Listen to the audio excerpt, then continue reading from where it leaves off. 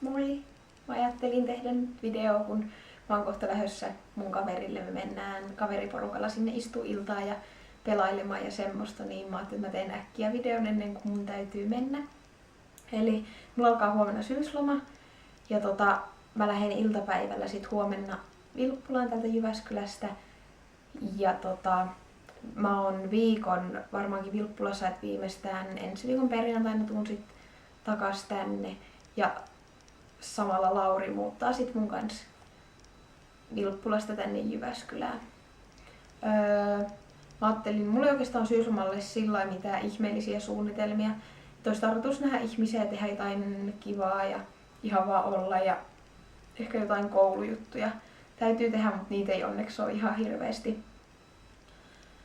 Ja niin, mä leivoin nyt, kun me mennään tonne mun kaverille, niin leivoin sinne viemisiksi sitten semmosen brownie juustokakun. Niin mä ajattelin, että mä voisin laittaa sen reseptin tähän johonkin mun blogiin, koska se on ihan sairaan hyvää se kakku. Niin halukkaat saa sit kokeilla sitä ja mä tosiaan suosittelen, että joskus kokeilette. Ei oo mitenkään kauhean vaikea tehdä. Ite mä en tosiaan saa sitä nyt syödä, koska mä oon lokakuun herkkulakossa. Niin mä en saa sitä tänä iltana syödä, mutta saapahan muut siellä sitten herkutella munkin puolesta.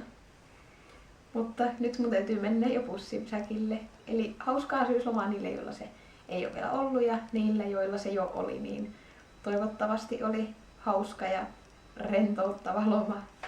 Moikka!